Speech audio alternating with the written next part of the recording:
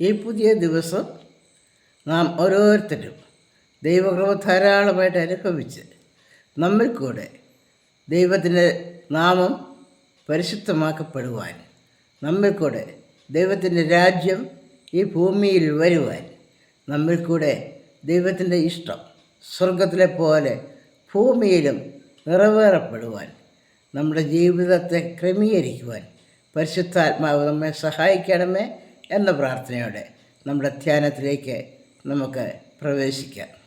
റോമർക്കെഴുതിയ ലേഖനം 12-ാം അധ്യായം 19-ാം വാക്യം വായിക്കുന്നു. പ്രിയമുള്ളവരെ, നിങ്ങൾ തന്നെ പ്രതികാരം ചെയ്യാതെ ദൈവകോപത്തിന് ഇടം കൊടുപ്പിൻ. പ്രതികാരം എനിക്കുള്ളത്, ഞാൻ പകരം ചെയ്യും എന്ന് കർത്താവ് അരുളി ചെയ്യുന്നു. ജീവിതത്തിൽ പുതുക്കം എപ്പോഴും നമുക്ക് ആവശ്യമാണ്. കാരണം നാം ചെയ്യുന്നതൊന്നും ശരിയായ കാര്യങ്ങളല്ല. എല്ലാ കാര്യവും ഇംപെർഫെക്റ്റായിട്ട് മാത്രമേ മനുഷ്യന് ചെയ്യുവാനായിട്ട് സാധിക്കുകയുള്ളൂ. ദൈവം ചെയ്യുന്നത് മാത്രമാണ് പൂർണ്ണമായ പ്രവർത്തനം. അതുകൊണ്ട് അപ്പോസ്തലൻ നമ്മളെ ഓർപ്പിക്കുകയാണ്, നല്ലതും പൂർണ്ണവുമായ ദൈവഹിതം തിരിച്ചറിയുവാൻ മനസ്സിൻ്റെ പുതുക്കമാണ് ആവശ്യം.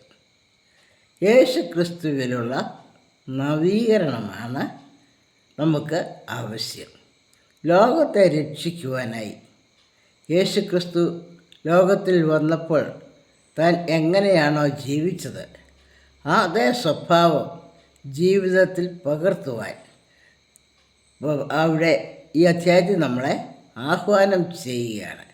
അതിനാവശ്യമായിരിക്കുന്നത് മനസ്സിൻ്റെ നവീകരണമാണ്. മനസ്സ് നന്നായെങ്കിൽ മാത്രമേ നമ്മുടെ പ്രവൃത്തികൾ, നമ്മുടെ ജീവിതവും നന്നാവുകയുള്ളൂ. അതുകൊണ്ട് മനസ്സ് പുതുക്കി അനുനിമിഷം രൂപാന്തരപ്പെടണം എന്ന ആഹ്വാനമാണ് ഈ അധ്യായത്തിൻ്റെ ആരംഭത്തിൽ നമുക്ക് നൽകുന്നത്. അത് പ്രാപിക്കണമെങ്കിൽ നമുക്ക് അവകാശപ്പെടുവാനൊന്നുമില്ല. പുസ്തകം പറയുന്നത് ദൈവത്തിൻ്റെ മനസ്സലിവ് ഓർപ്പിച്ച് നിങ്ങളെ പ്രബോധിപ്പിക്കുന്നതാണ്. നമ്മുടെ ദൈവം മനസ്സലിവുള്ള ദൈവമാണ്. നമ്മുടെ പാപങ്ങൾക്കൊത്തവണ്ണം നമ്മോട് പകരം ചെയ്യുന്നില്ല. നമ്മുടെ അകൃത്യങ്ങൾക്കൊത്തവണ്ണം നമ്മോട് പകരം ചെയ്യുന്നതുമില്ല. ആകാശം ഭൂമിക്ക് മീതെ ഉയർന്നിരിക്കുന്നത് പോലെ അവൻ്റെ ദയ അവൻ്റെ ഭക്തന്മാരോട് വലുതാണ്. ദൈവത്തിൻ്റെ സ്നേഹത്തിൻ്റെ അതിരില്ലാത്ത സ്നേഹം. ആ സ്നേഹത്തെ ഓർത്താണ് നമ്മുടെ ജീവിതത്തിൽ രൂപാന്തരം ഉണ്ടാകേണ്ടത് എന്ന് അപ്പോസ്തലൻ ഓർപ്പിക്കുകയാണ്. മാനുഷികമായ രീതിയിൽ പരിമിതികൾ വെച്ചുകൊണ്ടുള്ള പരസ്പര ബന്ധം പുലർത്തുമ്പോൾ നമുക്ക് സമാധാനമോ സന്തോഷമോ സമൂഹത്തിൽ ആശ്വാസമോ നമുക്ക് പ്രാപിക്കുവാനായിട്ട് കഴിയുകയില്ല. ഓരോരുത്തരും മറ്റുള്ളവരെ ശത്രുക്കളായി കാണുന്നു. മത്സര മനോഭാവത്തോടുകൂടി ഓരോരുത്തരും മറ്റൊരാളെ കാണുകയാണ്. നമുക്ക് ഈ നൊയമ്പിൻ്റെ കാലയളവിൽ നമുക്ക് ഓർക്കുവാനുള്ളത്, നമ്മുടെ പിതാവായ ദൈവം പുത്രനെ ലോകത്തിലേക്ക് അയച്ചത് ആരും നഷ്ടപ്പെടാതെ എല്ലാവരും രക്ഷപ്പെടുവാനായി പുത്രൻ്റെ ജീവിതത്തെ യാഗമായി അർപ്പിക്കുവാനാണല്ലോ. ആ ഒരു ദൂതാണ് നമ്മുടെ ജീവിതത്തെ നവീകരിക്കേണ്ടതിൻ്റെ അടിസ്ഥാനമായിരിക്കുന്നത്. ദിനംതോറും നാഴികതോറും പുതുക്കത്തിൻ്റെ അനുഭവത്തിലേക്ക് നാം കടന്നു വരേണ്ടിയിരിക്കുന്നു. പുതുക്കത്തിൻ്റെ അനുഭവത്തിലേക്ക് വരണമെങ്കിൽ നമ്മുടെ തെറ്റുകളെ മനസ്സിലാക്കുവാൻ, നമ്മുടെ കുറവുകളെ ഗ്രഹിക്കുവാൻ, എൻ്റെ ജീവിതത്തിൻ്റെ കുറവുകൾ ഞാൻ ജീവിക്കുന്ന സമൂഹത്തിന് എത്രമാത്രം ദോഷം ചെയ്യുന്നു എന്ന് ഗ്രഹിക്കുവാൻ പരിശുദ്ധാത്മാവ് നമ്മെ സഹായിച്ചെങ്കിൽ മാത്രമേ നമുക്ക് സാധ്യമാവുകയുള്ളൂ. നാം തന്നെ നമ്മളെ വീക്ഷിക്കുമ്പോൾ നമ്മളെ അപഗ്രഥിക്കുമ്പോൾ നമ്മുടെ കുറവുകളെ നാം മൂലം നാം ജീവിക്കുന്ന ലോകത്തിന് എന്തെല്ലാം ദോഷം വരുന്നു എന്ന് ഗ്രഹിക്കുവാൻ നമുക്ക് കഴിയുകയില്ല. നാം പല കാര്യങ്ങൾ ചെയ്യേണ്ട കാര്യങ്ങൾ ചെയ്യാതെ വിടുന്നുണ്ട്. അതിനൊക്കെ നമുക്ക് ന്യായം പറയുവാൻ കാണും. ചെയ്യരുതാത്ത കാര്യങ്ങൾ ചെയ്തു പോകുന്നുമുണ്ട്. അത് നമ്മളെല്ലാം ജീവിതത്തിൽ അനുവർത്തിക്കുന്ന കാര്യങ്ങളാണ്. അവിടെ നമ്മുടെ ജീവിതത്തിൽ നമ്മളെ ഓർപ്പിക്കുന്നത് നാം പാപികളാകുന്നു. പൗലോസ് അപ്പോസ്തലൻ തന്നെക്കുറിച്ച് തന്നെ പറയുന്ന സാക്ഷ്യം നമുക്കൊരു മാതൃകയാകട്ടെ. ക്രിസ്തുയേശു പാപികളെ രക്ഷിപ്പാൻ ലോകത്തിൽ വന്നു എന്നുള്ളത് വിശ്വാസ്യവും എല്ലാവരും അംഗീകരിപ്പാൻ യോഗ്യവുമായ വചനം തന്നെ. ആ പാപികളിൽ ഞാൻ ഒന്നാമൻ. എന്നെപ്പോലെ പാപികൾ ആരുമില്ല. പൗലോസ് അപ്പോസ്തലനാണ് ഇത് പറയുന്നത് എന്ന് നമുക്ക് ഓർക്കാം.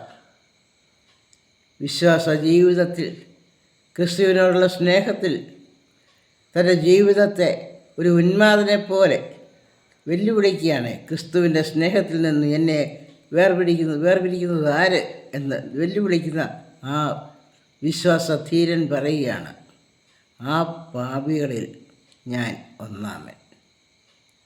നമ്മുടെ രഹസ്യവും പരസ്യവുമായ ജീവിതത്തെ ദൈവസന്നിധിയിൽ നമുക്ക് ശോധന ചെയ്യാം.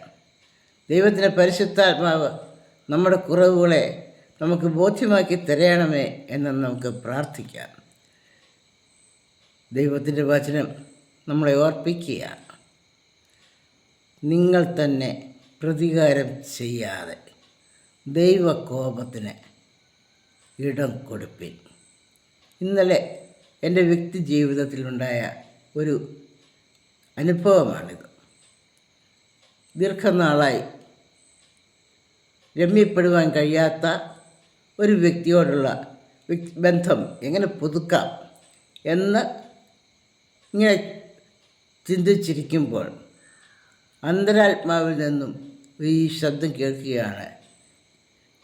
ഞാൻ കേട്ട ശബ്ദം ഈ വാക്യമാണ്, നിങ്ങൾ തന്നെ പ്രതികാരം ചെയ്യാതെ ദൈവകോപത്തിന് ഇടം കൊടുപ്പിൻ. ഈ ഒരു വാക്യം എന്നെ ഇരുത്തി ചിന്തിപ്പിച്ചൊരു വാക്യം. ദൈവകോപത്തിന് ഇടം കൊടുക്കുക. ദൈവത്തിൻ്റെ സന്നിധിയിൽ പ്രശ്നങ്ങളെ പരിഹരിക്കുക. എന്നെയും എൻ്റെ പ്രതിയോഗിയെയും ഒരുപോലെ സ്നേഹിക്കുന്ന ദൈവത്തിൻ്റെ മുൻപാകെ എൻ്റെ പ്രശ്നങ്ങളെ നിരത്തി വയ്ക്കുക. ആ ദൈവം നൽകുന്ന ഉപദേശം, പരിഹാരമാർഗം എന്താണെന്ന് ശ്രദ്ധിക്കുക. ആ ദൈവം എന്നെയും എൻ്റെ പ്രതിയോഗിയെയും ഒരുപോലെയാണ് കാണുന്നത്. എല്ലാവരും വഴിതെറ്റി ഒരുപോലെ കൊള്ളരുതാത്തവരായി തീർന്നു. ആരാണ് കൂടുതൽ പാപി, ആരാണ് കൂടുതൽ നല്ലവൻ? ദൈവം മുൻപാകെ എല്ലാവരും ഒരുപോലെ പാപികളാണ്. അതുകൊണ്ട് പ്രതികാരം ചെയ്യുവാൻ നമുക്ക് അവകാശമില്ല.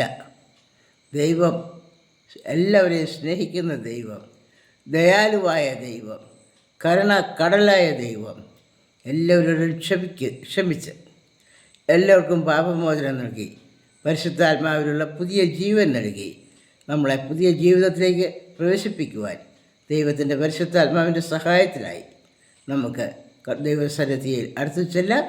ഈ ഒരാഴ്ചവട്ടക്കാലം ആത്മാവിൽ വളരുവാൻ, ആത്മാവിൽ ശക്തിപ്പെടുവാൻ, ദൈവനാമം നമ്മിൽ കൂടെ ഈ ഭൂമിയിൽ വളരുവാൻ, ശക്തിപ്പെടുവാൻ ദൈവത്തിൻ്റെ പരിശുദ്ധാത്മാവ് സഹായിക്കേണ്ടതിന് നമ്മെ തന്നെ, നമ്മുടെ ജീവിതത്തെയും നമ്മുടെ മനസ്സുകളെയും ആത്മാവിനെയും ശരീരത്തെയും ദൈവസന്നിധിയിൽ നമുക്ക് സമർപ്പിക്കാം.